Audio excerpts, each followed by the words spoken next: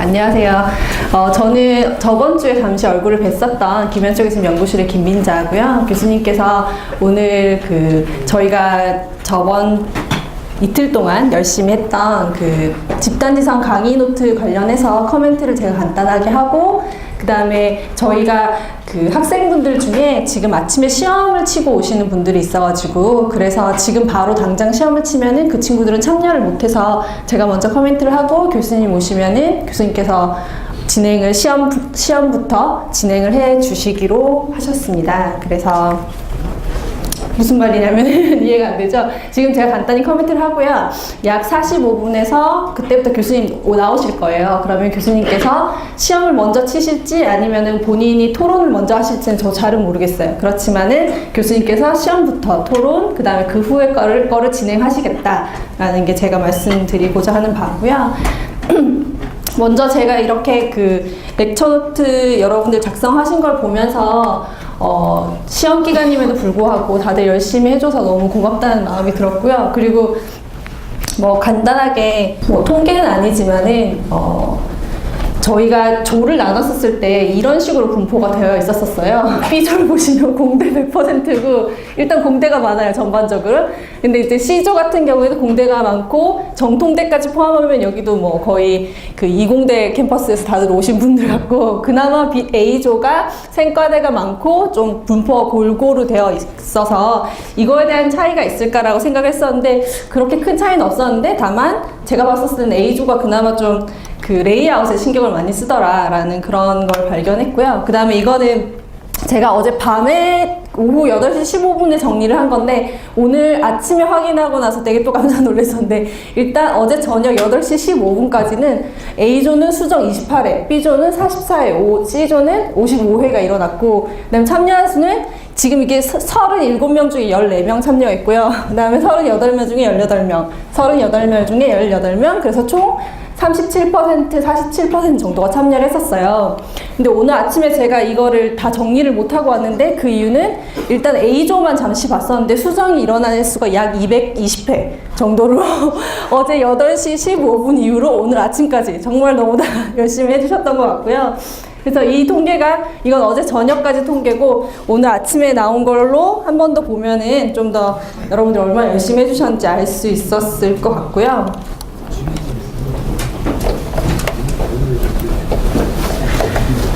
그 다음에 각각 조별로 보면서 여러분들 다른 조건은 다 못 보셨죠? 그래서 보시면은 A조 같은 경우에는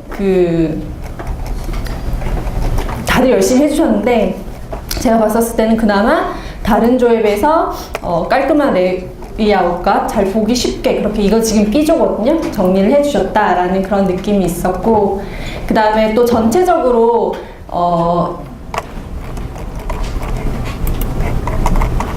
여러분들 사이에서 쟁점이 일어난 부분들이 있었어요. 예를 들어 지금 B조 같은 경우에서는 더 많았던 것 같아. C조에서 주로 일어났었나? 어떤 하나의 예시가 이게 맞는지 안 맞는지에 대한 여러분들끼리의 쟁점이 있는 거고, 이건 집단지성이다 아니다 라는, 이거는 왜 이렇게 밑줄이 이렇게 쩍쩍 그어져 있을까요? 네. 그런 식으로 여러분들 사이에서도 이 예시가 집단지성이 맞나 아닌가에 대한 얘기들이 오갔었던 것 같고, 그 다음에 B조랑 C조 같은 경우에는 제가 꼭지를 3개를 드렸었던 걸로 기억나시죠? 그래서 그 꼭지 3개가 하나, 둘, 셋 요거였었는데, C조는 맨 마지막에 여러분들께서 알아서 집단지성의 부작용에 대해서 확장해서 정리를 해주셨고, 그 다음에 B조 같은 경우에도 또 동일하게 3꼭지 안에 집단지성 문제 여기도 꼭지를 나눴군요. 나눠서 해주셨고, 그 다음에 집단지성이랑 지금 조가 많으니까 조금 헷갈리는데요.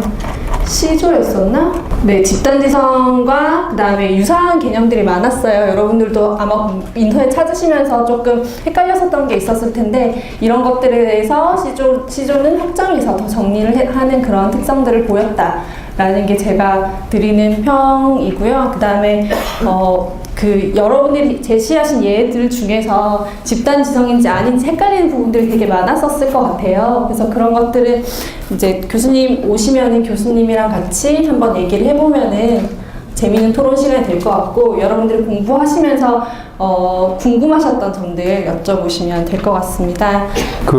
어제 8시 15분까지 아까 20 몇 개 정도, 28회 정도 업데이트가 있었는데, 오늘 아침에 보니까 280개 업데이트가 있다고 했어요. 역시 우리는 막판에 몰려야지 할 수 있는 그 잠재력을 가지고 있는 것 같아요. 그래서 우리는 그걸 알기 때문에 데드라인을 일부러 빨리 하기도 해요, 사실요. 빨리 한 다음에 데드라인 한 번 더 주고, 그런 식으로 설계를 하기도 합니다. 제가 왜 이 얘기를 하냐면은, 여러분들이 집단지성에 대해서, 이거 다 읽어봤죠, 그죠? 11장은. 11장은 오늘 수업을 내가 다 커버를 안 하더라도 11장은 다 커버되는 거예요. 시험 범위에는. 내가 얘기를 못 하더라도 11장은 다 이제 포함되는 겁니다. 어려운 내용 없고 읽기만 하면 되는 거기 때문에. 그거 읽어보셨지만은 집단지성을 한다고 해서 다 성공하는 게 아니거든요. 성공한 예보다는 실패한 예가 훨씬 많아요. 그래서 사람들이 분석하기 시작했어요. 어떤 경우에는 성공을 하고 어떤 경우에는 실패를 하는가.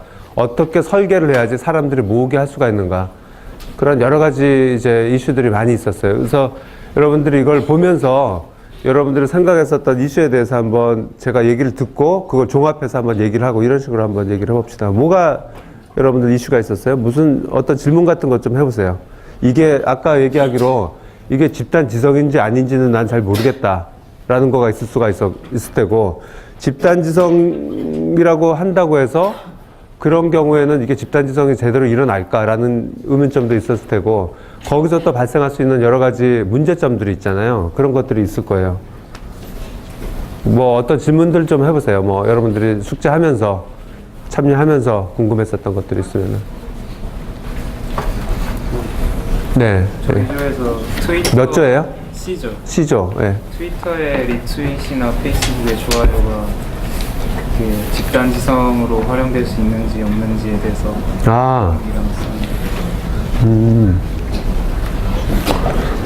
그러니까 그거 자체가, 그러니까 지금 질문이 뭐냐면은 트위터나 페이스북에서 좋아요를 누르잖아요. 좋아요를 누르는 것 자체가 집단지성이라고 볼 수가 있는지 없는지. 그 자체가 집단지성은 아니지만은 집단지성의 활용은 할 수가 있어요.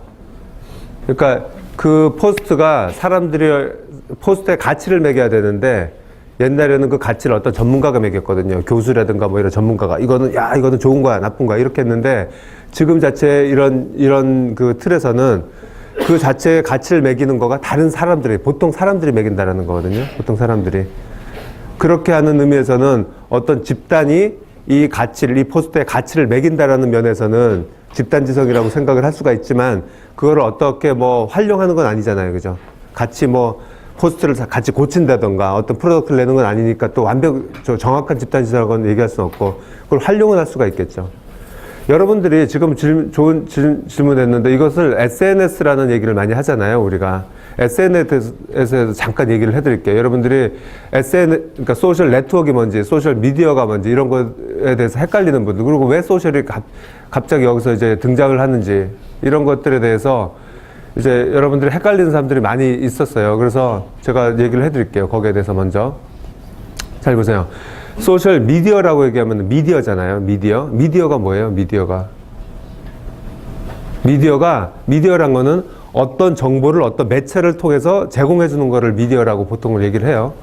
근데 소셜 미디어 이전에는 뭐가 있었냐면 매스 미디어가 있었어요. 그게 대중 매체죠. 매스 미디어란 걸 잘 생각해 보세요. 매스 미디어 뭐냐면은, 여러분들이 이렇게 있으면은 누군가가 어떤 정보를 텔레비나 라디오를 통해 가지고, 그게 매스 미디어의 매체예요. 그것들이 통해 가지고 무작위로 그냥 확 뿌려주는 거예요. 그러면 여러분들은 관심 있는 사람은 받아가고 관심 없는 사람은 안 받아가고, 이렇게 되는 거죠. 그래서 이거를 받을 사람이 정확하게 누군지는 관심 없이 그냥 무조건 모든 대중들한테, 매스한 사람들한테 뿌려주기만 하면은 사람들이 알아서 찾아갈 거다. 근데 이제 그 매스미디어가 텔레비가 나오면서 처음 시작했죠. 근데 점점 진행되면서 무슨 일이 벌어지냐면은 매스미디어가 엄청나게 많아지는 거예요. 엄청나게. 그게 계속 이렇게 던져주는 거예요, 사람들한테. 그럼 여러분들 입장에서 이렇게 보세요. 이렇게 했다 보면은 정보들이 엄청나게 쏟아져 오는데 어느 게 나한테 필요한 건지, 어느 게 나한테 가치가 있는 건지, 어느 거가 나한테 필요한 건지, 필요 없는 건지를 구별을 못 해요. 통계에 의하면은 매스미디어, 여러분들이 매일매일 접하는 매스미디어 정보들 중에서 여러분들이 관심 있고 필요한 거는 1%가 안 돼요. 그러면은 이게 점점 많아지면 여러분들은 무슨 일이 벌어지냐면은 매일매일 이거가 나한테 필요한 건가? 필요 없는 건가? 이거 하다가 하루가 다 보는 거예요. 그래서 구글이라든가, 구글이 이제 그렇게 해서 유명해진 건데, 많은 그 연구자들이 무슨 연구를 했냐면은 이 사람한테 필요한 정보만 이 사람한테 갈 수 있도록 어떻게 해줄까? 그 연구가 시작된 거예요. 그렇죠? 나는 가만히 있더라도 나한테 필요한 것만 나한테 오게 해줬으면 좋겠다. 미디어가 그랬으면 좋겠다. 매스미디어처럼 그냥 무조건 오지 말고. 그래서 많은 연구를 했는데 누가 하나 찾아낸 거예요. 그게 뭐냐면은 소셜이라는 키워드를 찾아냈어요. 소셜 보면은 나하고 친한 사람, 내가 관심 있는 사람, 이런 사람들이 얘기하는 거는 거의 80% 90%가 나한테 관심 있는 정보들만 그 사람들이 얘기를 하더라는 걸 알게 된 거죠. 그 사람, 내 친한 친구가 있는데 걔가 얘기하는 거에 90%는 내가 다 관심 있는 것들이야. 이제 이런 것들이죠. 자, 소셜이라는 키워드를 미디어에다가 집어넣으면은 내가 그 수많은 것을 일일이 찾지 않고 내가 필요한 거를 쉽게 찾을 수가 있겠구나 라는 거를 착안을 했고, 그걸 착안한 거가 소셜 네트워크예요. 그리고 소셜 네트워크를 통해서 나한테 오는 정보들이 소셜 미디어인 거예요.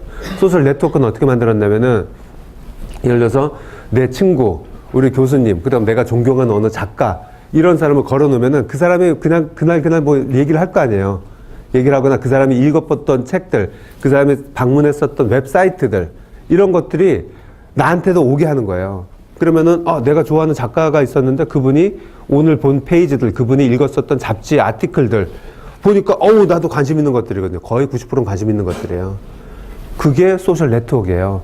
그리고 소셜 네트워크를 통해 가지고 오는 그런 것들은 소셜 미디어고요. 그런 컨텐츠들, 이런 것들이. 그래서 소셜의 핵심은 뭐냐면은 나한테 필요한 걸 자동으로 나한테 이렇게 오게 하는, 필요 없는 것들은 걸러주고, 그럴 목적이 처음에 시작됐고, 웹 검색 엔진에서도 구글이 그걸 이용을 했어요. 그래서 구글이 야후나 옛날에 등장하던 라이코스에 비해 가지고 엄청난 이제 히트를 친 거죠. 왜 그러냐면 구글이 시작한 건 뭐냐면은 검색을 하는데, 옛날에는 야후에서는 어떻게 했냐면은 영화, 무슨 아티클 이렇게 해서 디렉토리를 만들어 놓고 거기에 웹페이지들을 다 일일이 사람들이 찾아가지고 밑에 집어넣었어요.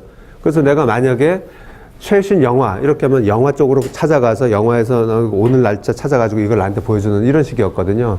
근데 구글에서는 어떻게 했냐면은 사람들이 많이 방문하는 사이트들을 다 기록을 가지고 있어요. 사람들이 많이 방문하는 거, 그것들을 다 연결했어요. 그래서 모든 웹페이지들을 어떻게 연결했냐면은 전부 이쪽에서 이쪽으로 가고 이쪽에서 이쪽으로 가고 그 맵을 만들었어요. 맵을.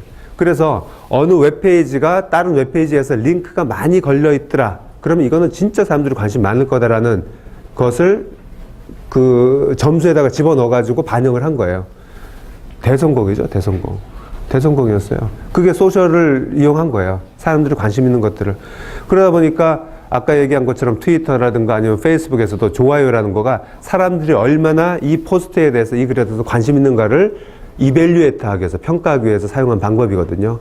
그리고 그거가 성공했잖아요. 그리고 여러분들이 페이스북을 하게 되면은 페이스북 친구가 몇 명 되는지 모르겠지만은 페이스북 친구가 700명이 될 수도 있고 1000명이 될 수도 있어요. 그럼 700명 페이스북이 있다고 해보세요. 그럼 페이스북 친구가 700명인데 700명이 하루에 한 글씩만 올려도 내가 페이스북 아침에 올라가면 700개가 올라와 있을 거 아니에요. 내가 다 어떻게 봐요, 그걸요. 아까 매스미디어하고 똑같은 상황이 벌어지는 거예요. 거기에 그 소셜 알고리즘들이 들어가 있어요. 나한테 보여주는 거는 한 10몇 개 정도밖에 안 보여줘요. 더 들어가면 다 보여주겠지만은. 그럼 700개 중에서 얘가 무슨 알고리즘으로 나한테 10몇 개를 선택을 했는가. 그리고 10몇 개를 보면은 다 내가 관심 있는 것들만 보여주거든요.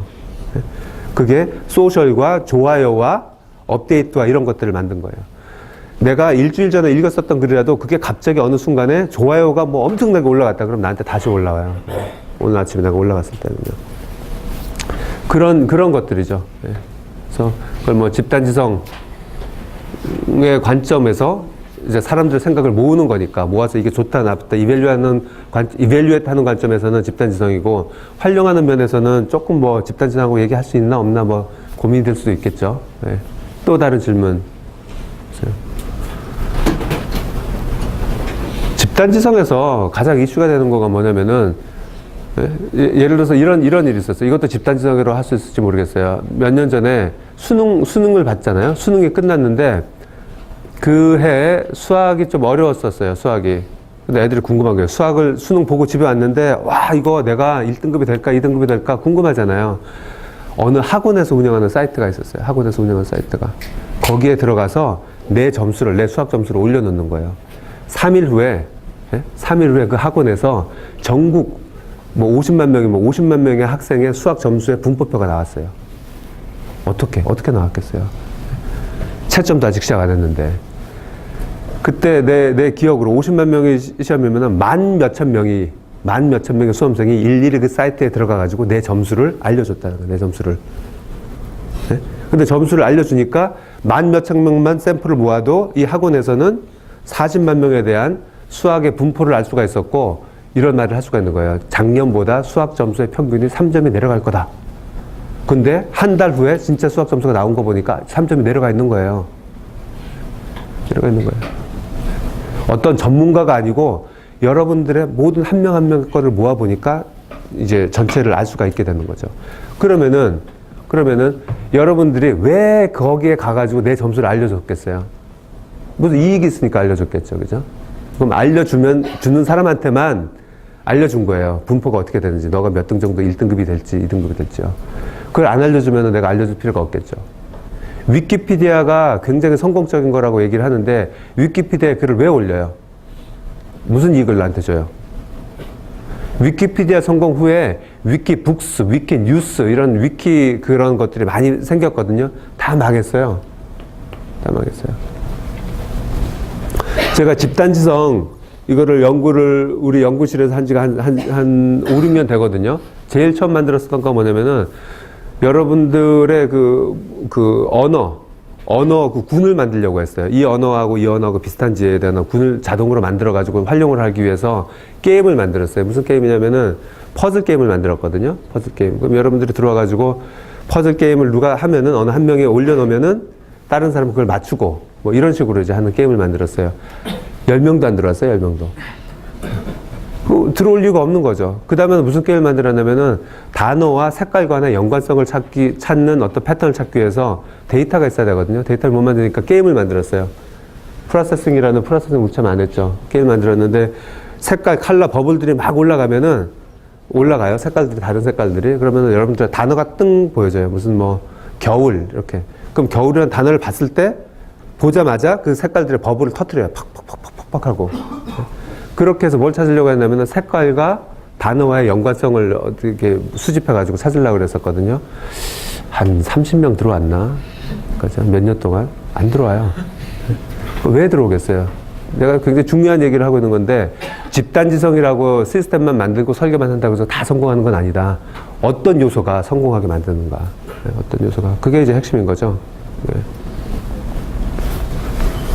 16세기에 지금 저널 있죠? 저널이 처음 만들어진 거가 16세기예요. 16세기. 물리학 저널이 16세기에 처음 만들어졌어요. 그럼 그 전에는 과학자들은 어떻게 살고 있었냐면은, 과학자들은 자기가 과학 연구한 거를 남한테 알리면은 남이 이제 뺏어갈까봐, 남이 알게 될까봐 이렇게 숨기고 있었던 시절이었어요. 왜 그러면은 옛날에 과학자들은 무슨 연구소가 있어요. 무슨 뭐 회사가 있어요. 돈 벌어 이제 생활을 할 수가 없었거든요. 그 생활비를 누가 대줬냐면은 귀족이 대줬어요. 그러면 음악가들처럼 과학자들도 어느 귀족에 소속이 돼가지고 그 음악가들 같은 경우는 그 귀족의 크리스마스나 누구 생일이면은 그 소속된 사람들이 거기서 이제 월급을 받고 있으니까 그 귀족한테 가서 음악 틀어주고 뭐 연주회 해주고, 과학자들은 연구한 결과를 귀족한테 알려주면 귀족은 어느 모임에 가서 야 이번에 행성에 무슨 행성이 있는데 거기 띠가 있대 이렇게 하면 그 폼나잖아요. 그죠? 그 귀족들이 그런 거 먹어 살린 거예요. 그래서 과학자들이 갈릴레오 같은 사람이 토성에 띠를 발견을 했어요. 16세기에 망원경으로. 근데 그거를 남한테 알리면 안 되는 거예요. 우리 귀족한테만 알려줘야 되는 거예요. 근데 남이 이제 훔쳐갈까봐 이제 노심초사하는 거죠. 그렇다고 해서 남한테 안 알려줘도 안 되는 거예요. 남한테 내가 이렇게 유명한 사람을 또 자랑도 해야 돼. 여기 딜레마가 있는 거예요. 알려줄 수도 없고 안 알려줄 수도 있고, 알려주면 안 되는데 내가 발견했다는 걸 알려줘야 되고, 이런 딜레마가 있는 거예요. 이런 딜레마. 예? 여러분들이 수능 성적을 알려줘야 되고 알려주고 싶지 않고 이런 거죠. 이런 마음이 있죠.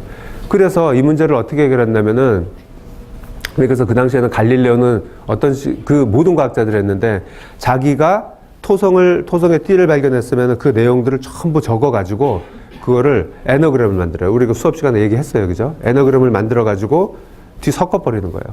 섞어버려가지고 남한테 알려주는 거야. 야, 나 이런 거 만들었어. 그러면 다른 과학자들은 막 경악을 하는 거예요. 제가 뭘 발견했을까? 이걸 보고 뭘 발견했을까? 예? 막 그러는 거죠. 이것을 깬 거가 누구냐면은 16세기에 물리 전어를 만든 사람이에요. 그 물리 전어를 만들어서 어떻게 했냐면은, 이 사람 생각은 이거예요. 과학자들이, 훌륭한 과학자들이 있는데 얘가 발견을 했는데 내놓질 않고 얘가 사망을 하면은 그 과학적 발견은 끝나버리는 거다. 과학적 발견을 공개를 해서 인류가 다 같이 이익을 받고 인류 발전에 활용을 해야지 혼자만 하고 끝나버리면은 이게 어떻게 되는가 하는 거죠. 그런데 제가 인류 발전을 위해서 내놓지 않는 이유는 있는 거예요. 자기의 그 밥벌이 때문에 그런 거죠. 그죠? 밥벌이 때문에. 이것만 해결해주면은, 이게 설계의 시작인 거예요. 이것만 해주면은 다 모여가지고 두 마리 토끼를 다 잡을 수 있겠다. 그래서 저널이라는 걸 만들어서, 저널 만들었는데 사람들이 저널에 싣지를 않잖아요. 자기 연구 결과를, 논문을. 그러니까 어떻게 했냐면은 이 사람을 찾아가는 거예요. 갈릴레오 찾아가지고, 야, 내가 저널을 만들었는데 네가 연구한 걸 갖다 실어라. 아, 싫어. 근데 싫으면은, 싫음과 동시에 이것은 네가 만들었다는 것을 세상 사람들한테 다 알려주고 그거를 공인을 해주는 거다. 근데 만약에 네가 여기다가 안 올리고 네 혼자 가지고 있는데 다른 애가 똑같은 걸 발견해서 여기서 실으면은 네가 발견한 거는 완전히 헛거다. 이 사람이 이걸 발견한 거로 세상에다가, 역사에다가 공인을 해주는 거다. 그러니까, 아, 내가 한 것을 100% 인정해 주는 곳이 있구나. 그리고 그것이 확실하게 보장되는구나. 그 마음이 있으니까 올리기 시작한 거예요. 서로서로 경쟁적으로. 그렇게 해서 오늘날의 논문지, 저널이 지금까지 이어져 오고 있는 거예요. 이상하잖아요. 내가 연구한 건데 왜 다른 사람한테 알려주려고 노력을 하는 건가? 네? 그래서 그 저널은 경쟁과 그 다음에 이런 것들 다 이제 제공을 해주는 거죠. 또 하나의 예가 스크래치에서도 얘기를 할 수가 있어요. 스크래치가 여러분들 이제 실습을 해봤지만은, 스크래치를 보게 되면은 다른 사람이 짠 코드를 가지고 내가 고쳐가지고 또 올릴 수가 있는 거죠. 업로드를 할 수가 있거든요. 그래서 주로 내가 처음부터 내가 아무것도 없는 상태에서 프로그램 짜가지고 올리는 경우는 거의 없어요. 남이 짠 걸 보고, 아, 얘가 뭐 고래가 이렇게 지나갔는데 고래 색깔을 한번 바꿔볼까? 그래서 코드에서 고래 색깔만 바꾸고 움직이는 것만 바꾸고 소리 좀 바꾸고 이렇게 해서 올리면은, 아, 더 재밌다고, 옛날 거보다 내 거가 더 재밌다고 사람들이 막 좋아요를 누를 수가 있거든요. 네? 누를 수가. 그러니까 무슨 일이 벌어졌냐면은, 랭킹이 스크래치 올라가면은 인기 있는 거 랭킹 1로 올라가는데, 랭킹 사람들이 좋아요를 누르거나 사람들이 제일 좋아하는 것들이 이제 올라가기 시작하는 거예요. 그러니까 제일 먼저 프로그램 짜서 올린 애는 속상한 거예요. 내가 짰는데 제가 조금만 고쳐서 하고 제가 조금만 고쳤는데 제 거가 더 인기가 있고 나는 사람들이 아무도 안 알아주고 쟤만 인기가 있어. 아까 전화라고 비슷한 거죠. 그죠? 그런 문제가 생긴 거예요. 그래서 이것도 이제 설계의 문제인 거예요. 설계의 문제. 어떻게 바꿨냐면은, 지금도 그렇게 하는지 모르겠어요. 어떻게 바꿨냐면은, 내가 올린 거를 딴 사람이 다운받아가지고 수정을 해가지고 저게 인기가 있잖아요. 그 인기의 일부 포인트를 나한테 주는 거예요. 나한테. 네? 내가 기여를 했다는 거죠. 내가 기여를. 그래서 피라미드 이런 조직처럼 밑에서 내 걸 가지고 가서 뭔가를 해가지고 이익이 나고 하면은 그 포인트가 조금씩 해서 나한테 다 올라오는 거예요. 그걸 기여 점수라 그래요. 기여 점수. 내가 세상에 기여한 점수.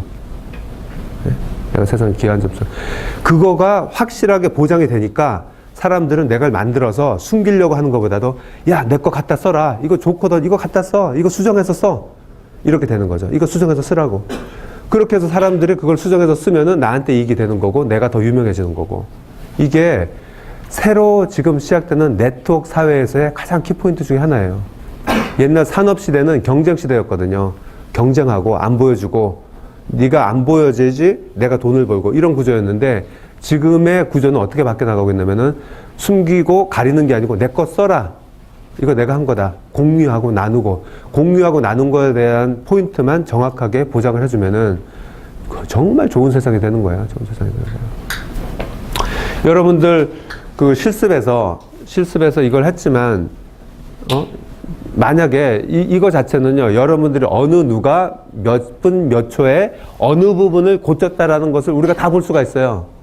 그리고 그거를 점수할 수가 있어요, 내가. 네? 그걸 아니까 여러분들이 안심하고 올리지, 아무도 누가 한지를 모르고 남의 거 고치고 막 이렇게 되면은 사실 불안한 거죠. 기여는 하는데 내 기여가 보장이 될까? 라는 의심이 들면요. 네. 그래서 집단지성의 포인트는 다 뭐냐면은 나의 기여가 보장이 된다. 그리고 내가 기여함으로 인해서 내가 받을 수 있는 이익이 더 많다. 그거예요. 그거가 없으면은 다 실패해요. 아까 내가 만들었었던 집단지성 사이트, 버블 올라가는 거, 이거 하는 거, 저기, 크로스 퍼즐 하는 거. 내가 그걸 하면은 나한테 무슨 이익이 있는데, 내가 뭘 얻을 수가 있는데? 없잖아요. 그죠? 없잖아요. 그럼 위키피디아는 어떤 것 같아요? 위키피디아는 사람들이 왜 하는 것 같아요? 누가 한번 얘기해 보세요. 위키피디아는. 나한테 무슨 이익이 있죠? 위키피디아를 하면은?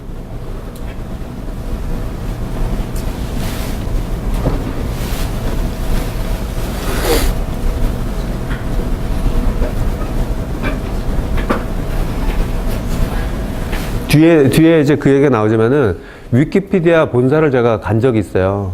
본사. 그리고 위키피디아의 그 파운더, 지미 웨일스라는 사람인데 그 사람을 한 2번 정도 본 적이 있거든요. 근데 위키피디아는요, 지금은 모르겠어요. 지금 많이 커졌을지 모르겠지만 그 당시에는 2005년 당시에는 직원이 2명밖에 없었어요. 갔더니. 직원 2명인데 그 엄청난 사이트가 돌아가고 있는 거예요. 그 엄청난 사이트를 커머셜하게 돌아가려면은 직원이 내 생각에는 400명은 있어야 돼요. 그걸 다 관리하려면. 근데 딱 2명이 하고 있어요. 그럼 그게 어떻게 돌아가고 있냐면은 우리 같은 이름도 모르고 얼굴도 모르는 그냥 봉사자들이 그걸 다 고치고 있는 거예요. 저는 바이올라지 공부를 한 2005년도에 굉장히 많이 했거든요. 내가 모르는 분야잖아요. 위키피디아의 도움을 100% 받았어요. 위키피디아 가면 너무나 정확한, 너무나 쉽게 설명하는 자료들이 엄청나게 많이 있어요. 근데 이것들을 이 사람들이 이거 올리려면 하루 왼종일 걸렸을 텐데 어떻게 올렸을까? 왜 올렸을까? 궁금하죠? 나는 하나도 안 올렸었거든요. 궁금하죠? 근데 제가 왜 올렸을까를 생각해보면은, 저는 이제 가끔 올리는데, 제가 왜 올리는 걸 생각해보면은, 너무나 많은 도움을 받았기 때문에, 그리고 이게 진짜 필요한 거라는 인식을 같이 했거든요. 이게 진짜 필요하다. 그러니까 나도 기여를 해야 되겠다, 이런 생각에. 나한테 뭐 어떤 금전적인 무슨 이익이 오는 건 아니지만은, 나도 이 일부가 됐다. 라는 그런 의미가 아닐까라는 생각을 저는 하고 있어요. 그 외의 것들은 이제 다른 내용들이죠. 또 여러분들이 또 질문, 그래서 아까 경쟁과 공유와의 그 트레이드 오프의 문제가 제가 얘기를 하나 지금 했고, 아까 학생이 질문한 것도 있고, 또 다른 질문 있었어요? 여러분들이 작업을 하면서 궁금했거나.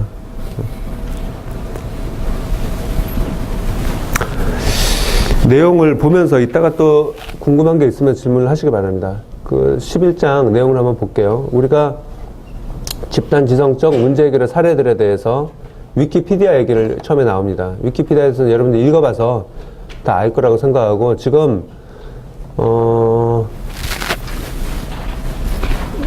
지금 사이즈도 그렇고 그 범위도 그렇고 엄청나게 많은 것들이 있어요. 이게 지미 웨일스가 했었던 얘기를 한번 해볼게요.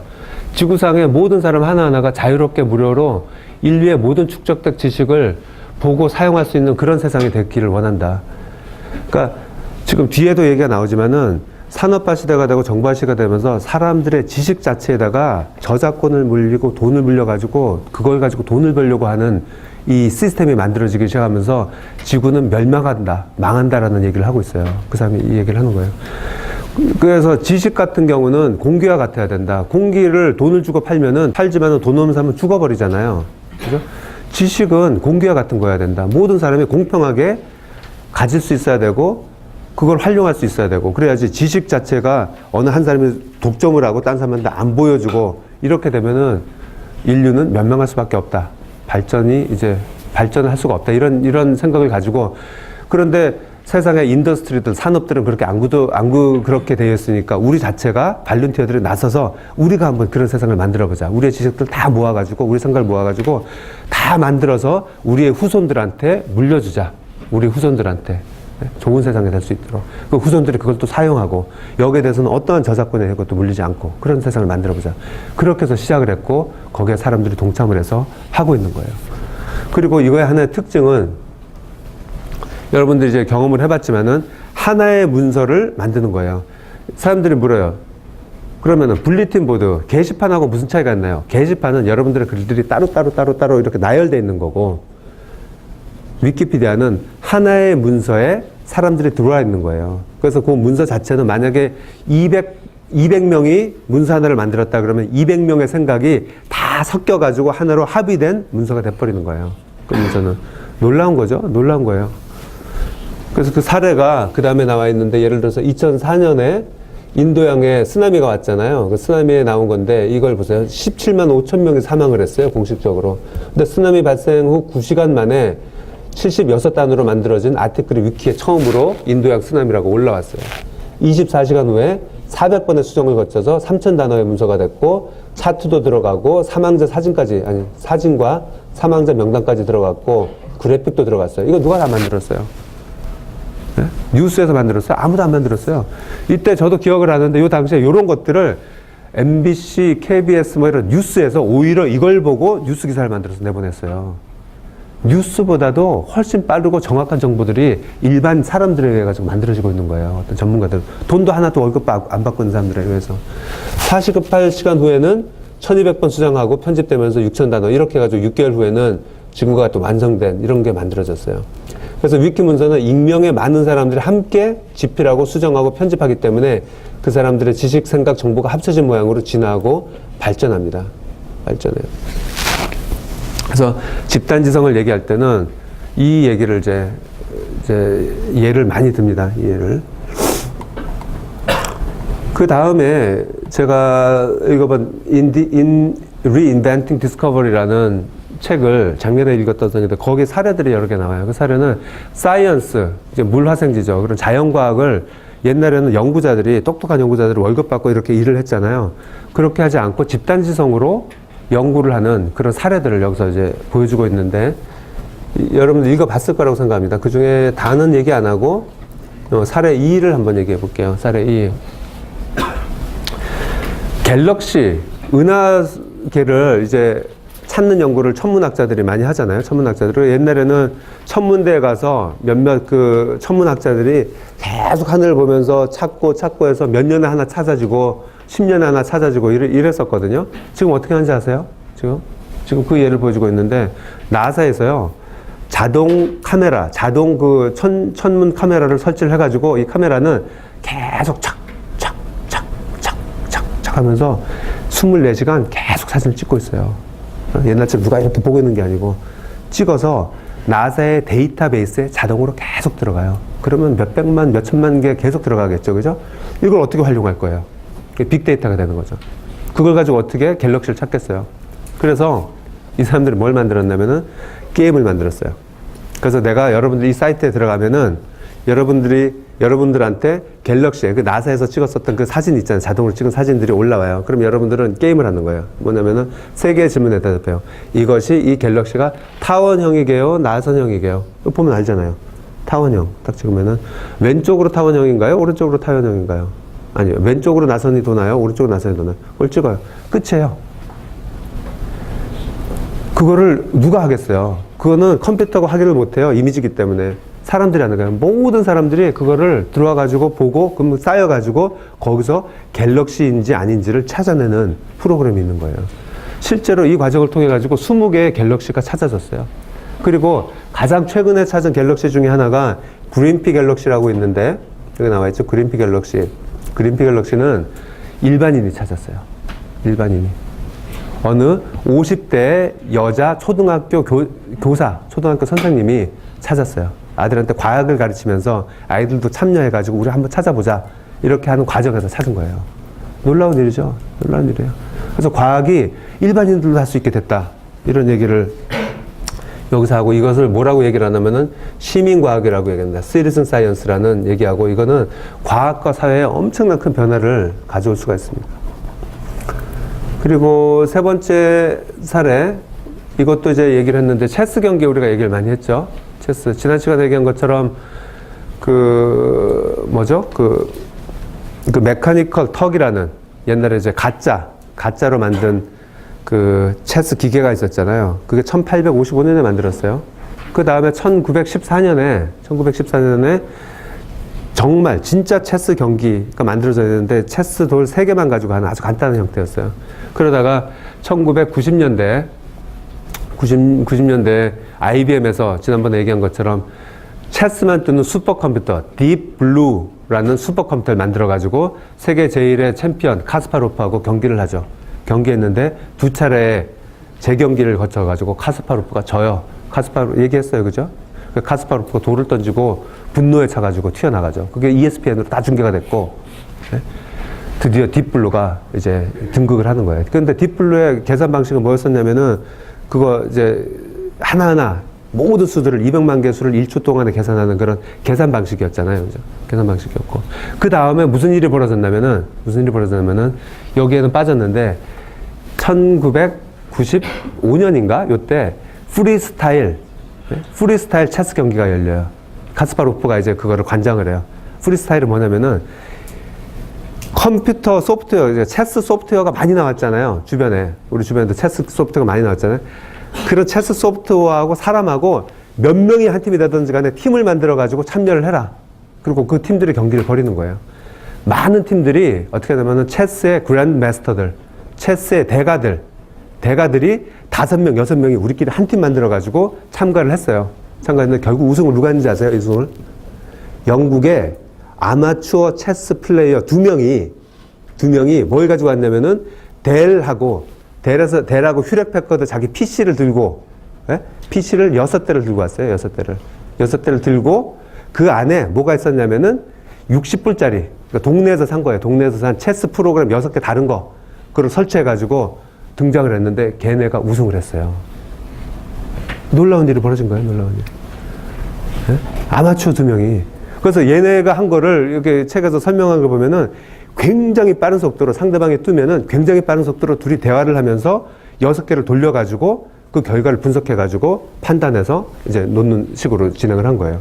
그래서 그때 이제 사람들이 생각한 거가, 야, 이제야말로 사람 하나만 보다도, 컴퓨터 하나만 보다도 별거 아니지만은 일반인들, 그 다음에 일반 싸구려 그 컴퓨터 체스 소프트웨어들, 이것들이 잘 결합만, 어떻게 설계를 해서 잘 결합만 되면은 엄청난 능력을 발휘할 수가 있겠구나. 라는 거를 나왔죠. 그래서 그 다음에 또 실험이 더 진행됐는데, 그리고 그 경기에서 아까 얘기한 카스파로프하고 그 그랜드 마스터가 또 있어요. 그 대가가 또 있는데 대가의 랭킹은 한 1000몇 등 정도 되는, 그 두 사람이 개인적으로 했는데 4대0으로 카스파로프가 이겼죠. 근데 이 사람이 소프트웨어를 가지고 와요. 체스 경기 소프트웨어를 가지고 와서 참가를 하니까 3대3으로 비겼어요. 카스파로프는 그냥 하고 자기 혼자. 이제 뭐 그런 사례들이 나오고, 여기에 나온 사례는 1999년에 나온 사례예요. 또 다른 사례인데 이건 뭐냐면은 카스파로프가 앉아있고, 여기 사진이 아마 있나?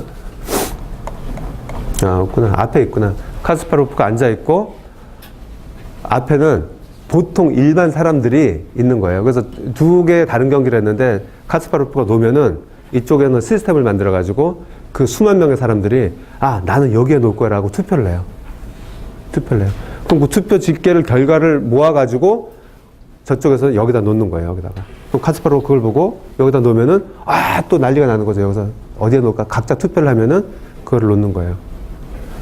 누가 이겼을 것 같아요?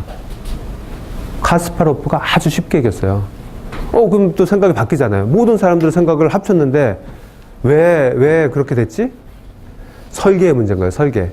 그래서 1999년에 경기에서는 어떻게 했냐면은 똑같은 사람들인데 거기에 그 분위기를 리드하는 사람들을 5명을 뽑아가지고 집어넣었어요. 군중들 속에. 그러면 어떻게 하냐면 내가 카스파로프가 놓으면은 사람들이 이제 각자 생각을 할 거 아니에요. 나 저기다 놔야지. 근데 아까와 같은 경우는 각자 생각만 하고 다른 사람하고 얘기를 안 하잖아요. 다른 사람하고 얘기를 안 하고 그냥 각자 생각만 집어넣은 거잖아요. 그럼 그걸 합친 거잖아요. 여기서는 다른 사람하고 얘기할 수 있는 시스템을 만들어 놨어요. 그래서 카스파로프가 넣으면은 사람들이 각자 생각을 하는데 포럼을 만들어 가지고 포럼에서 사람들이 토론을 해요. 여기다 넣을까 저기다 넣을까. 아, 이거는 카스파로프가 넣으면은 사람들은 그 다음 날까지 노는 거예요. 하루의 시간을 주거든요. 그러니까 포럼에서 막 토론을 하게 하고, 그리고 아까 얘기한 그 5명은 카스파로프가 놓은 거를 분석을 해요. 분석을 해가지고 분석 결과를 올려놔요. 포럼에다가. 그럼 사람들이 카스파로프가 옛날에 여기 놨을 때는 그 다음에 어디에 놓을 거야. 뭐 이런 분석 결과들이 그 분석해서 통계 자료들이 올라오니까 그걸 보고 자기 생각을 고치기도 하고, 자기 생각을 고친 거를 옆에 사람하고 또 토론도 하고, 이렇게 해서 그 10,000명이면은 10,000명의 생각이 집단지성처럼 하나로 합쳐진 결과가 나오게 만들었어요. 그렇게 했더니 그 카스파로프가 결국은 이겼는데, 카스파로프가 나중에 쓴 책에 보면은 자기가 인생에서 두었었던 체스 경기 중에서 가장 어려운 경기였다는 고백을 해요. 그래서 가장 어려운 경기였다. 그래서 모으기만 하면 되는 게 아니고, 모은 것을 어떻게 서로의 생각을 섞여가지고 합의가 되게 할 건가가 집단지성 설계의 가장 핵심적인 거예요. 위키피디아는 그런가요? 안 그런가요? 위키피디아는 그런 거예요. 위키피디아는 그런 거예요. 사람들의 생각을 하나의 페이지로 합치게 했기 때문에 생각을 이제 합치게 만드는 거죠. 위키피디아 같은 경우는. 그리고 여러분들이 많이 알고 있는 이쪽 뭡니까? 이거 리눅스요. 리눅스도 그렇게 해서 만들어진 거죠. 리눅스 어느 한 사람이 만든 게 아니고, 그 리누스 토발즈라는, 우리가 리눅스 개발자라고 얘기하는 사람, 이 사람이 웹페이지에다가 먼저 올려놓습니다. 올려놔가지고 우리 이런 거 같이 만들어보지 않을까. 그렇게 해서 나중에 196명이 참가해서 서로 만들고 공통으로 만든 거죠. 공통으로. 그래서 무료로 공개가 되고 무료로 이제 우리가 쓰고 있는 거죠. 아마 이거 자체는 인류가 만든 가장 위대한, 그다음에 가장 복잡한, 가장 큰 규모의 그 소프트웨어라고 얘기를 할 수가 있어요. 리눅스는. 이런 오픈 프로젝트들이 리눅스뿐만이 아니고 소스포지라는, 소스포지에 가면 여러분들 프로그램 코드를 다 얻을 수가 있어요. 거기서 지금 이제 오픈 소스 코드를 이제 공개를 해가지고 쓰고 있거든요. 이게 무슨 문제가 있냐면은, 삼성 같은 경우에 소프트웨어를 개발하는데 시간이 많이 걸리고 돈이 엄청나게 많이 드는 거예요. 돈도 많이 들고. 근데 거기서 만약에 에러라도 하나 발생을 하면은 삼성 망하는 거거든요. 그래서 아주 중요한 거는 삼성에서 직접 만들지만은, 그렇게 중요하지 않고 에러가 그렇게 프론하지 않은 이런 프로그램들은 아까와 같은 소스포지 같은 이런 오픈된 그 코드, 오픈 소스 사이트가 있거든요. 거기서 가지고 와요. 그래서 조사에 의하면은 삼성에서 만든 소프트웨어의 60%는 오픈소스에서 가져오는 거예요. 오픈소스에서. 자기들이 만드는 게 아니고. 근데 오픈소스에서 가져오지만 굉장히 정당하게 가져오죠. 정당하게. 이제 그런 문제가 있고, 그럼 또 여기서 또 아까 얘기한 문제들이 드는 거예요. 소스포지 같은 오픈소스에 왜 애들이 자기 프로그램을 거기 올려놓고 거기서 개발에 참여할까? 무슨 이익이 있을까? 예를 들어서 잘 생각해보세요. 삼성에서 어떤 프로그램을 만들었어요. 이게 테스트를 해야 되잖아요. 에러가 있는지 없는지를 돌려보고. 그럼 이거를 소스포지에 올려놔요. 올려놓고 이걸 테스트해보세요. 그러면은 사람들이 개떼같이 달려들어가지고 테스트해가지고 에러를 찾아내요. 찾아내서 리포트를 해줘요. 궁금해요. 쟤네들이 왜 이걸 할까? 또는 누군가가 이런 프로젝트 하면 어떨까? 이런 모듈을 누가 만들어줄 수 있어요? 올려놓으면은 만들어요. 사람들이 만들어가지고 거기서 올려놓고 지들끼리 토론해가지고 만들어가지고 오는 거예요. 왜 그렇게 할 것 같아요? 그 사람들은. 그 코더들이.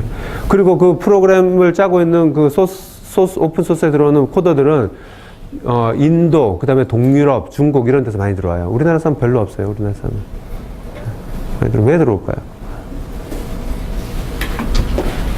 그래서 거기에 대한 또 아티클이 있었어요. 왜 사람들이 여기에 참여를 해서 할까? 조사를 해봤더니 인도, 중국 애들이 왔는데 첫 번째, 자기가 유명해지기 위해서. 거기에 유명한 몇 사람들이 있어요. 걔한테 얘기하면 다 해결해주는 그 사이트에서 유명한 사람들. 그 유명해지면은 100% 스카우트 돼요. 아주 유명한 IT 회사예요. 그래서 기회가 없는 사람들, 인도나 중국 사람들은 거기 들어와가지고 자기의 실력을 과시를 해서 자기의 가치를 높이고 그렇게 해서 자기의 이제 이익을 얻는 거죠.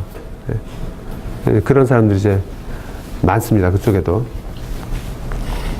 뭐 생물 DNA 만든 것도 그런 식으로 만들었죠. 우리가 DNA 인간 DNA 만든 것도 이런 과정을 통해서 만들어졌어요. 그래서 여기에 보면은 패턴들이 나와 있죠. 작업을 세부적으로 나눠서 모듈 작업으로 사람들이 할 수 있게 하고, 진입장벽을 없애서 작은 기여도 가능하게 하고, 다른 사람이 이전에 했었던 걸 내가 계속 이어서 할 수 있게 하고, 그 다음에 관심, 주의 집중, 방향을 유도하기 위해서 점수 포인트 같은 시그널 몇 가지 좀 사용한다. 이게 이제 지금까지 나온 설계 패턴이에요. 어떤 식으로 설계한다. 요 마지막에 나와 있는 주의 집중, 방향을 유도하기 위해서 점수 포인트 같은 시그널 메커니즘을 이용한다. 이거는 요 다음 예에서 나와 있는데, 소프트웨어 경진대회를 매스웍이라는 소프트웨어 회사에서 한 적이 있어요. 네. 이걸 이제 일주일 동안 경진대회를 하는데, 경진대회는 물론 그 자리에 가지 않아도 돼요. 가지 않아도 온라인으로도 할 수가 있는데, 이게 그래프부터 먼저 보여줄게요. 이게 시간이 지나면서 이제 그 소프트웨어의 퀄리티예요. 퀄리티가 이렇게 있다가 마지막에 오면서 이제 퀄리티가 이제 에라율로 따지면은 이렇게 적어져가지고 이렇게 좋은 거가 나왔어요. 근데 전문가들이 하면은 이 문제를 연봉 10억 받는 프로그램을 만들어도 이런 퀄리티가 나올 수가 없다라는 거예요. 이 정도의 퀄리티 정도밖에 안 나오는데 이렇게 나왔다라는 거예요. 왜? 어떻게 했길래 이런 결과가 나왔는지를 이제 보여주는 건데, 재밌어요. 이거 보면은 컨테스트를 하는데 여러분들이 이제 프로그램을 각각 짜잖아요. 그럼 짜자마자 어떻게 하냐면 일주일 후에 이제 리더보드가 있어요. 골프 보면 리더보드 1위, 2위, 3위, 4위 이렇게 계속 바뀌잖아요. 즉각적으로. 그죠? 리더보드가 있어가지고 여러분들이 어느 누가 짜가지고 프로그램을 올리자마자 자동 프로그램이 돌아가요. 자동 이제 이밸류에이트 하는 프로그램이, 평가 프로그램이. 그래서 평가해가지고 점수가 탁 나와요. 그러면 1위 누구 탁 하고 리더보드에 뜨는 거예요. 그럼 모든 사람들이 이걸 보잖아요. 1등이 올라왔네. 누구지? 이 코드는 100% 공개돼요. 다른 사람이. 그리고 2위, 두 번째 올리는 거 2위, 3위 올라가죠. 그러면 다른 애가 1위 한 거가 제가 왜 1위가 됐지? 보고서는 이제 됐고, 그 다음에 또 누가 또 1위가 바뀌잖아요. 그러면 1위가 바뀌었네? 보니까 1위가 이거였는데 얘가 요거를 고쳐가지고 얘가 1위가 됐구나. 사람들의 관심을 그쪽으로 확 집중하게 합니다. 네. 어느 부분에 그 키포인트가 있다는 걸 집중하게 해서 그 10,000에 되는 애들이 그 문제를 동시에 생각을 하기 시작하는 거예요. 그렇게 해서 내가 고쳤잖아요. 이거 이렇게 하면 더 좋아질 수가 있는데, 고쳐가지고 딱 올렸더니 내가 1등으로 탁 올라가는 거예요. 그럼 또 딴 사람들은 확 보는 거예요, 그거를. 그리고 코드는 공개되기 때문에 모든 사람들의 생각과 코드가 100% 섞여버리게 되는 거예요. 그렇게 해서 1등을 누가 결정하게 되냐면은 데드라인이 있거든요. 일주일 후에 12시 정각. 그럼 12시 정각 딱 됐을 때 딱 멈추고 그때 리더보드에 1등 있는 사람이 우승자가 되는 거예요. 그러니까 막판에 몰리면은 초 단위로 이게 바뀌어요. 초 단위로. 등수가. 그걸 보면서 예? 놀랍죠. 그렇게 했었더니 최종적으로 나온 1등 코드가 어느 천재가 만든 코드보다도 훌륭한 코드가 나왔다는 실험 결과예요. 그 자체가. 그리고 근데 아까도 처음에 얘기한 것처럼 내 코드가 내가 어렵게 짠 걸 왜 다른 사람한테 보여줘야 되나? 보여줘도 된다라는 거예요. 보여줘도 내가 잃는 거 하나 없이 내 가치가 오히려 올라간다. 나의 가치가, 기여 가치가.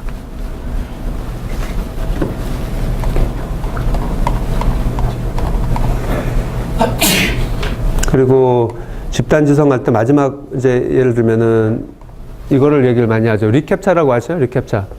여러분들 로그인할 때 보면 이렇게 뒤틀린 글자들 있잖아요. 그죠? 뒤틀린 글자를 보게 되면 여러분들이 뒤틀린 글자를 쓰면은 이제 여러분들이 이제 가입이 되는 거죠. 이거 왜 하는 거예요? 왜 하는 거예요? 사람인지 아닌지 검증하는 거예요. 예. 이거 아직도 어떤 컴퓨터 프로그램도 이걸 읽을 수 있는 컴퓨터 프로그램 없거든요. 사람만 읽을 수가 있어요, 이거를. 그래서 이거를 없으면은 컴퓨터 프로그램 짜가지고 뭐 게시판 뭐 다 가입해가지고 마음대로 뭐 스팸도 날릴 수 있고 이렇게 하기 때문에 사람인지 아닌지만, 진짜 사람인지 아닌지만 측정하기 위해서 이렇게 하는 거예요.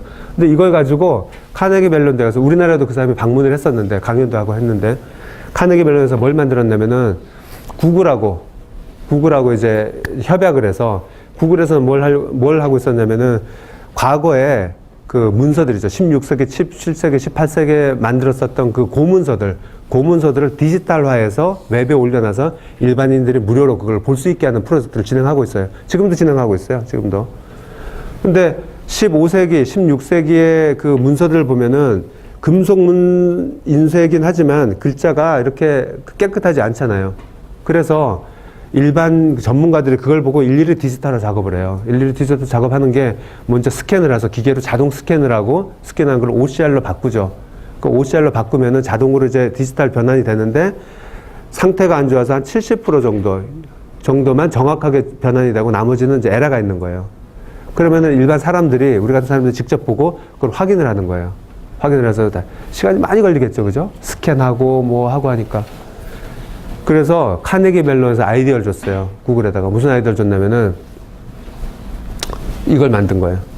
고문서를 스캔한 거를 요런 단위로 잘라가지고, 다 잘라가지고 일반인들이 이렇게 내가 뭔가를 로그인하고, 우리나라도 다음 뭐 이런 데 다 들어가 있어요. 가입을 해 있어요.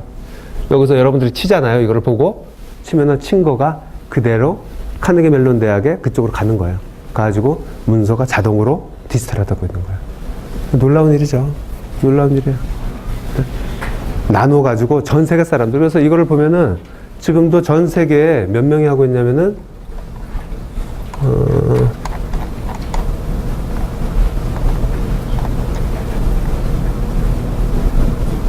매일 2013년 기준 매일 2억 건의 리캡처가 수행돼서 연간 수백만 권의 책이 자동으로 디지털화되고 있어요. 하루에 2억 건이면은 하루에 약 1000만, 10만, 15만 시간의 노동 시간인데 이거는 일일이 사람이 한다는 건 불가능하죠. 네? 그래서 스캔해서 나눠가지고 전 세계에 지금 2억 명이, 아니 30만, 2억 명 정도가 지금 작업하고 있는 거예요. 도와주고 있는 거예요. 그럼 착 와서 책이 디지털해서 착 나가는 거예요. 엄청난 빠른 속도로 이제 되고 있는 거죠. 이런 것들이 이제 집단지성의 어떤 예가 될 수가 있습니다. 질문이 있어요? 혹시 여기에 대해서?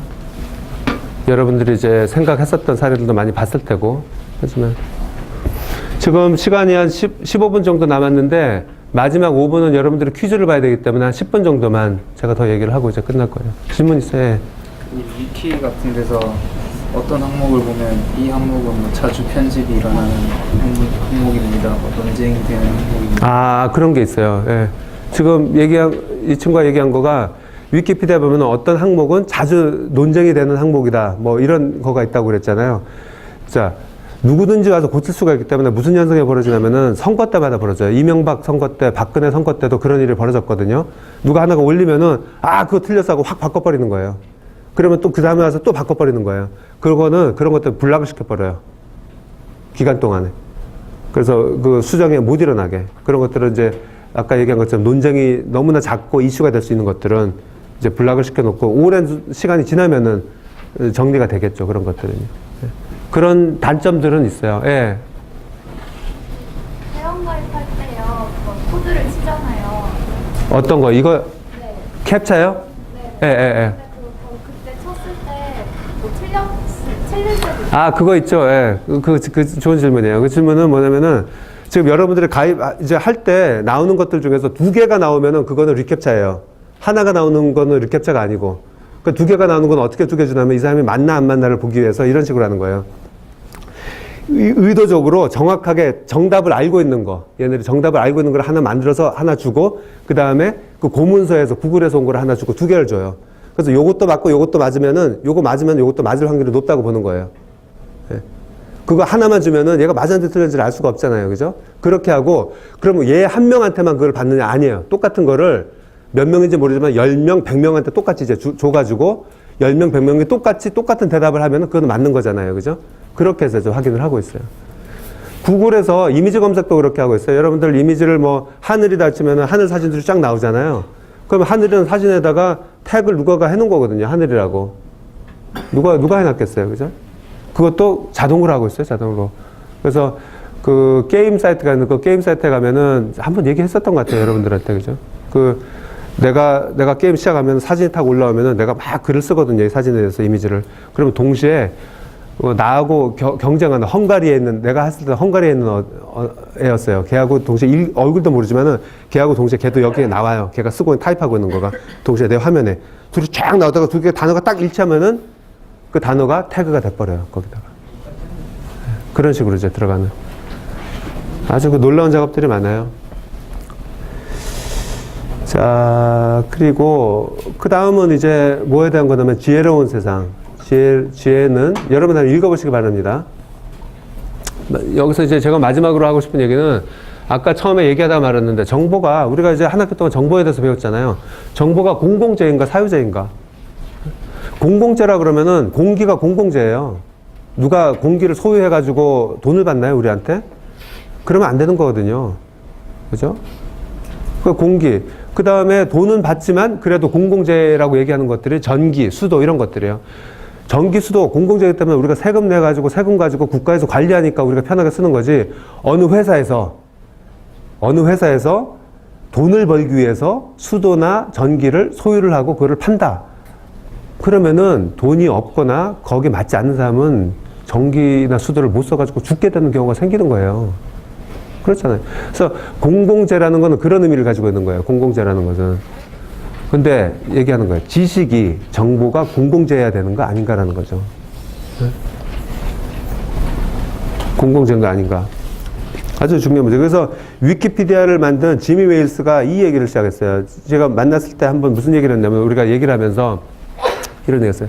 야, 우리가 친구들하고 맥주집에 가서 생맥주를 먹고 있는데, 예? 생맥주 돈 내냐 안 내나? 돈 내잖아요, 우리. 돈 내잖아요. 그러면 친구한테 들었었던 얘기, 그 재밌는 얘기를 친구가 해줬는데 그거 돈 내냐 안 내냐?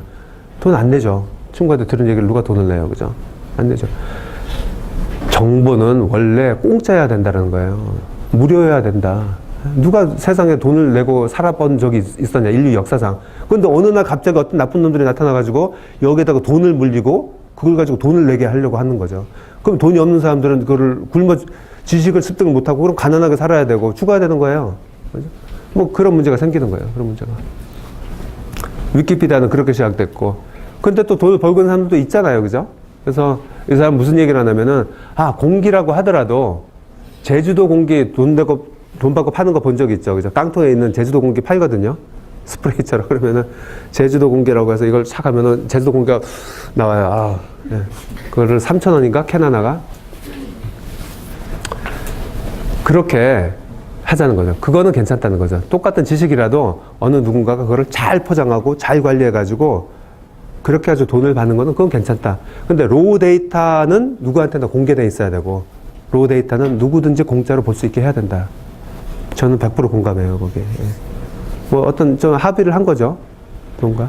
근데 최근에 지식과 컨텐츠와 이런 것들에 대해 가지고 노래도 마찬가지예요. 우리 음악에 대해서 저작권을 너무나 강조하게 되면은 아무것도 만들 수가 없게 되는 세상이 돼버리는 거예요. 음악에서 그런 현상이 일어났는데 잘 보세요. 음악을 보세요, 여러분들. 음악이 도레미파솔라시도 3옥타브 해봐야 단위가 있고 그 다음에 4분의 4박자, 4분의 3박자 단위가 있잖아요. 그리고 그게 몇 마디로 돼 있어요? 한 20마디로 돼 있나요? 한정돼 있어요. 파이나이트예요. 무한대가 아니에요. 그거의 조합을 만들어도 그 조합이 나와요. 그죠? 그거가 모든 가능한 조합을 다 만들어더라도. 그러면 지구가 인류의 역사가 지금 몇 천만 년 됐고 세계에서도 엄청나게 많은 사람이 지금 음악을 만들고 있는데 내가 진짜 저걸 표절하려는 생각이 없었다 하더라도 표절 생각 없었다라도 내가 아무거나 만들어도 이거하고 똑같은 게 어딘가에는 나올 확률이 매우 높아요. 매우 높아요. 진짜로. 그런데 그걸 저작권을 걸어가지고 나중에 나한테 그걸 하게 되면은 내가 어떻게 감히 무서워서 음악을 만들 수가 있겠어요. 음악 못 만들어요. 그러면은. 창작을 막게 되는 거예요. 과도한 저작권, 과도한 그런 사업화는 인류의 모든 창작 의욕을 꺾어버리고 인류는 망하게 돼요. 그렇게 되면요. 진짜예요, 이거는. 그래서 음악에서는 어떻게 이제 그 문제를 그 문제가 이제 해결하기 시작하는 거예요. 우리는 인류 역사에서. 우리가 이제 처음 그 문제를 가지고 있는 건데 어떻게 하냐면은 음악을 단위별로 잘라서 음원을 공개를 하고 내가 음악을 만들 때 그거를 갖다가 써요. 여기서 조금 쓰고 저기도 조금 쓰고 나도 만들고 그렇게 해서 음악을 만들어서 그거를 정확하게 공개를 해주는 거예요. 그래서 내가 이걸 가지고 돈을 벌면은 자동으로 돈이 그 사람한테 그 퍼센트만큼 가게 해버리는 시스템을 만들었어요. 전체 다가 아니고 지금 일부 그렇게 시작을 하고 있는 데가 있거든요. 그러면 아까 내가 얘기한 집단지성에서의 그 문제를 해결하는 거예요. 경쟁도 하고 나도 손해를 안 보면서 나도 이익을 보게 하는 거. 아까 피라미드 그것처럼요. 그렇게 해버리면 되는 거죠. 책도 지식도 그렇게 할 수가 있어요. 그렇게 만약에 하지 않으면은 우리 인류는 큰 게 만약에 하지 않으면은 이런 문제 때문에 그래서 뭐 그런 얘기들이 쭉 있고 아까 얘기한 이 사람, 이게 리차드 스톨만이라는 요 사람 얘기만 하고 이제 끝내도록 할게요. 리차드 스톨만이라는 사람을 제가 만났었던 경험을 한번 얘기를 할게요. 리차드 스톨만 혹시 아시는 사람 손 들어보세요.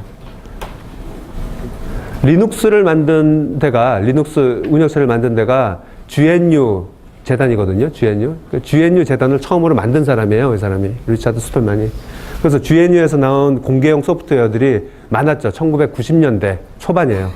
아주 오래전 얘기예요. 90년대 초반에 많았는데, 그 옛날에는 90년대 초반이니까 인터넷도 없고 인터넷 웹사이트도 별로 없을 때였거든요. 그래서 저는 책을, 리차드 스톨만이 쓴 책을 가지고 공부를 많이 했어요. 매뉴얼들이 많았어요. 유닉스 매뉴얼들이. 그거 가지고 작업도 하고 그 사람 책을 진짜 많이 봤어요. 근데 사진이 안 나오니까 리차드 스톨만이라는 이름만 아는 거예요. 근데 어느 날 우리 과에 리차드 스톨만이 강연을 온대요. 그래서 드디어 내가 리차드 스톨만을 내가 만나게 되는구나. 어떻게 생겼는지 모르지만은. 그래서 이렇게 있는 데를 갔어요. 갔는데 한참 학교에 굉장히 그 품이 있는 무슨 그런 장소였거든요. 근데 거기 앉아 있는데 사람들 꽉 차 있었어요. 강연 시작 전에. 근데 거지 2명이 들어왔어요. 거지 2명이. 진짜 거지예요. 어떤 거지였냐면은 여자 거지 1명하고 남자 거지 이렇게 들어왔는데 머리가 팍 찢어버렸는데 이쪽에만 있는데도 냄새가 나요. 홈리스예요. 완전히 그 노숙자 냄새가 나기 시작하는 거. 옷도 그러고 뒤에 핑크색 아이들 그 배낭을 맸어요. 아직도 기억나요. 핑크색 배낭. 핑크색 배낭이면 핑크색인데 거기에 또 디즈니 그 공주가 그려져 있어요. 그럼 이거 분명히 쓰레기통에서 주운 거예요.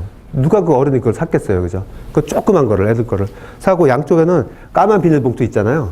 우리 까만 비닐봉투 어디 가면 그거 빵빵하게 한 거를 2개를 들고 그러고서 막 뛰어다녀요. 깔깔거리면서. 근데 그 여자 거지도 똑같이 따라다니고 막 뛰어다니면 둘이 놀고 있는 거예요. 사람들이 엄숙하게 다 앉아있는데 막 뛰어다녀요. 그러다가 결국은 이 무대에까지 올라왔어요. 무대에까지 올라와가지고는 딱 이런 장면이에요. 이렇게 하니까 여자 거지가 막 하면서 또 뛰어와요. 또 내려가고. 그래서 나는 막 저 사람들이 왜 저러나, 저 사람들 좀 왜 저러나 했는데 잠시 후에 아무도 방에 맞는 사람이 없었어요. 근데 좀 있다가 이제 사회자가 나와가지고 리차드 스톨만 이제 모시겠다고 하니까 이 사람이 나타난 거예요. 그 거지가 리차드 스톨만이었어요. 리차드 스톨만. 그러니까 이 사람이 올라와서 비닐봉투 이거를 옆에 놓고 이제 배낭을 맨 채로 이제 얘기를 하는데 그때 충격이 너무나 컸어요. 지금도 제가 기억을 하고 있잖아요. 모든 세세한 장면들을. 근데 얘기를 시작하니까 얘기를 하면서도 손을 넣고 긁고 이래요. 근데 얘기를 하면서도 그 사람 눈매와 목소리는 대단한 카리스마였어요. 이 사람은. 이 사람이 하는 얘기가 이 사람이 하버드 대학의 물리학과를 들어갔었거든요. 하버드 대학 물리학과를 나오고 그 다음에 MIT의 인공지능 랩에 들어가요. 연구원으로. 아주 천재예요, 천재. 그렇게 들어갔는데 MIT 그 인공지능 연구소에 그 당시로 휴렛 패커드에서 그 레이저 프린터가 처음으로 만들어져서 왔대요. 그게 1970년대, 80년대 거 아니에요. 레이저 프린터는 극비였대요, 극비. 그래서 여기다가만 써보라고 이제 갖다 준 거예요. 아무도 공개를 안 하고. 그래서 그걸 쓰고 있다가 한 달 정도 썼는데 문제가 발생해서 고장이 났대요. 고장이 났어요. 그래서 고장난 걸 보니까 기계의 고장이 아니고 소프트웨어 고장이더래요. 소프트웨어 고장. 네. 그래서 그 연구실에서도 휴렛 패커드에는 뭔가를 일을 해주고 있었겠죠. 그죠? 그래서 휴렛 패커드가 전화를 했대요. 전화를 해서 이거 고장이 났으니까 그 코드를 달라고. 코드를 주면 코드를 고쳐가지고 이걸 내가 고칠 수 있겠다고. 에라드라는 거예요. 코드에 에라. 그래서 자기가 생각하기에는 휴렛 패커드에서 안 주더래요. 이거는 극비기 때문에 안 준다고 그러더래요. 그래서 왜 안 주냐? 이걸 고쳐야 되는데. 거기서 이제 싸움이 시작된 거예요. 이 사람하고 그 사람하고. 그때 이제 이 사람이 깨달은 거예요. 뭐냐면은 소프트웨어란 것은 모든 사람이 공개를 자기는 그렇게 살아왔는데 같이 나누고 같이 생각하고 이거 가지고 더 좋은 걸 만들고 더 좋은 걸 만들어서 우리가 더 혜택을 보고 이런 건데 이놈의 회사라는 곳에서 딱 만들어가지고 이걸 가지고 돈만 벌려고 하고 있더라. 그래서 이 사람이 회의가 드는 게 내가 MIT 인공지능 연구실에서 내가 이렇게 개발하고 연구하고 이거는 나는 인류를 위해서 좋게 좀 더 좋은 세상을 위해서 내가 일하고 있다라는 자부심으로 살고 왔었는데 이것이 휴렛 패커드에 돈 벌어주는 것을 내가 일을 하고 있었구나. 내가 인생을 어느 순간 하게 돼가지고 거기서 나와요. 이 사람이. 나 이 일 안 해. 그리고 나와가지고 GNC라는 파운데이션을 만들어서 무료 소프트웨어 운동을 시작하는 거예요. 야, 나하고 뜻을 같이 하는 사람 나와서 소프트웨어를 만들어가지고 세상 사람한테 무료로 공개해가지고 세상 사람들이 더 좋게 살게 해주자. 그 운동을 시작하고 리눅스가 대표적인 그거였죠. 이 사람은 하는 얘기가 자기는 태어나서 단 한 번도 자동차를 소유해 본 적도 없고 집을 소유해 본 적도 없대요. 그리고 자기 집에 개발용 컴퓨터가 6대가 있는데 6대 전부 기부를 받은 거래요. 기부를 받은 거. 그리고 자기는 아무것도 소유할 생각이 없대요. 평생. 진짜 그렇게 살고 있어요. 그래서 그때 만든 용어가 뭐냐면은 카피라이트에 대신해서 카피레프트라는 용어를 이 사람이 만들어 놨어요. 그래서 GNC에서 나온 모든 소프트웨어는 카피레프트라고 써 있어요. 카피레프트. 근데 라이트하고 레프트의 의미를 잘 생각해 보세요. 라이트면은 우익이잖아요. 그죠? 레프트면은 좌익이라고 얘기하죠. 네? 그래서 아주 위험한 사람이에요. 이 사람은. 만약에 이 사람이 1980년대 활동했던 사람인데 최근 같았으면은 진짜 이 사람이 만약에 우리나라에 나타났으면 벌써 잡혀갔을지도 몰라요. 이 사람은.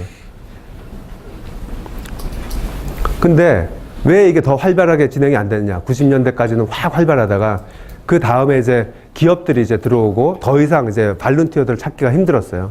그래서 이제 정체되어 있는 상태죠. 근데 아까 얘기한 것처럼 오히려 최근에 기업들이 이 사람의 생각을 이어받은 오픈 소스 운동을 오히려 기업들이 시작을 했어요. IBM, 그 다음에 NEC 이런 데서 시작을 했거든요.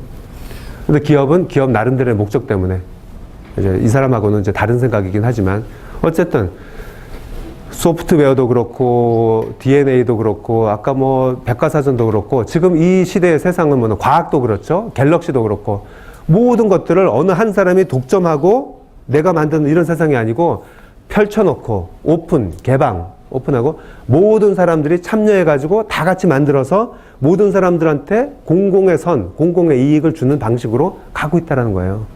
근데 그 과정에서 설계할 때 굉장히 조심해야 되는 부분은 뭐냐면은 개인의 노력과 기여가 제대로 보상받고 알려질 수 있는 구조로 만들어야 된다. 그러면 성공을 한다 이거예요. 그러면은. 저는 굉장히 좋은 방향으로 가고 있다고 생각을 하고 있어요. 그 의도가 어떻습니까? 그래서 이러한 아까 체스 경기에서도 보듯이 이런 그 집단적인 컴퓨팅 모델은 앞으로도 굉장히 그 각광을 받고 발전을 할 거라고 생각을 합니다. 자, 여러분들 한 학기 동안 그 고생이 많았고요. 한 학기 동안 고생 많았고 이제 오늘로서 수업이 끝났습니다. 이제 수업 끝나면은 조금 있다가 여러분들한테 설문하고 퀴즈 제출하고 이제 가면 되는 거예요. 그죠? 마지막으로 1명 정도 질문 있어요? 질문. 네, 질문 없으면은 한 학기 동안 고생 많았고 우리 박수 한번 치면서 한 학기 끝내도록 합시다.